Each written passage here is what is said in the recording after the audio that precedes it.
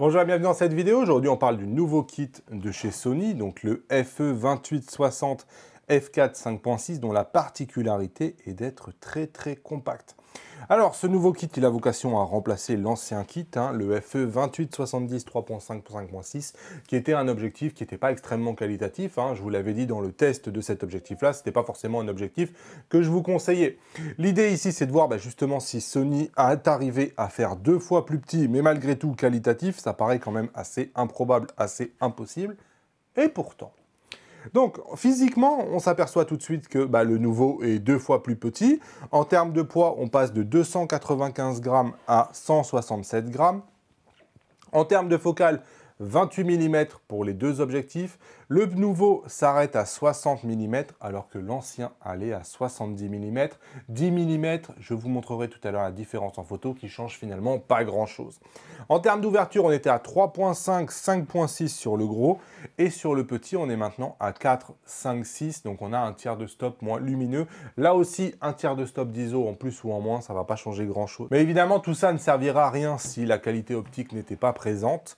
Et les premières photos que j'ai fait avec ce kit-là m'ont fait dire « Waouh, mais ça n'a pas l'air si nul que ça !» Et regardez ici, c'est à 60 mm f5.6. Je voulais voir un peu quel genre d'arrière-plan on allait avoir et quel genre de piqué. Et j'ai été étonné en zoomant de me dire « Mais c'est extrêmement piqué.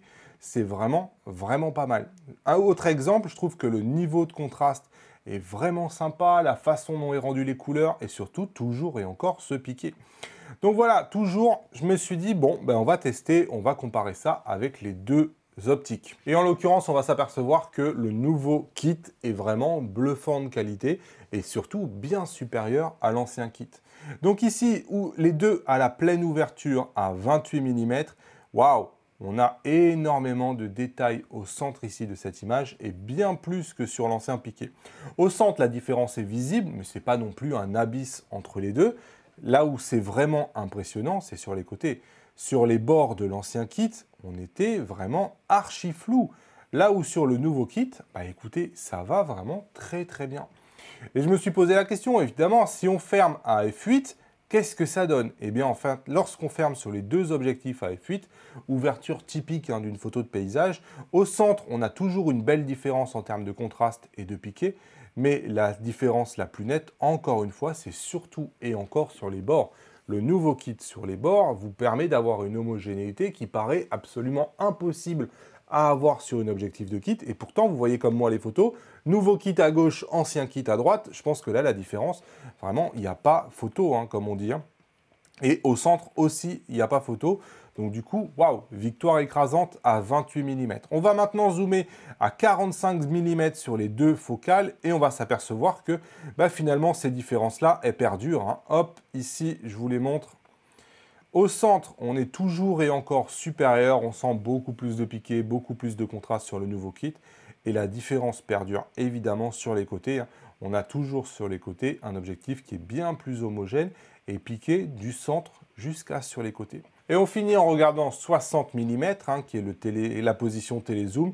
Et ouais, même différence. Au centre, on a toujours le superbe piqué. Donc le piqué, finalement, est bon dès 28 mm et jusqu'à 60 mm, sans que j'ai trouvé vraiment de focale plus faible que l'autre.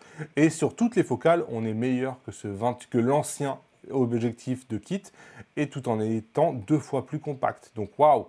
Et regardez ici sur la branche, on voit bien la différence ici au niveau de la branche par rapport à l'ancien tronc d'arbre ici sur la droite.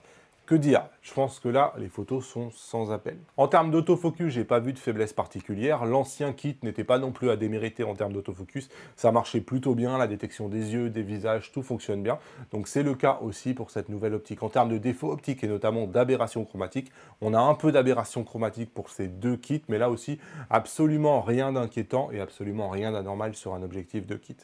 Alors attention, je ne suis pas en train de vous dire que cet objectif de kit peut rivaliser avec un 24-70 2.8 ou même avec un 24-105 f4. Je vous dis juste que cet objectif de kit, pour la compacité qu'il vous propose, est purement étonnant et est vraiment à considérer en définitive au moment de l'achat avec le A7C ou peut-être en kit un jour avec le A7 III ou avec le A7 IV. Moi, j'ai été plutôt étonné finalement et c'est un objectif avec lequel je me vois bien me balader avec un ensemble le plus compact possible parce que je sais que cet objectif-là va me donner des photos potables, alors qu'avant, c'était vraiment trop moyen et c'était pas quelque chose qui était envisageable pour moi. Bref, pour moi, c'est un coup réussi de la part de Sony qui a réussi à faire diviser par 2 en termes de taille, diviser par 2 en termes de poids, mais probablement multiplier par 2 en termes de piqué. Et ça, j'ai envie de dire, bravo Sony. Merci d'avoir regardé cette vidéo. Est-ce que ce kit-là, vendu 499 €, vendu seul, est-ce que c'est une optique qui pourrait vous tenter pour avoir un ensemble compact avec votre boîtier plein format? Dites-moi tout ça en commentaire et moi je vous retrouve bientôt dans une prochaine vidéo. Salut!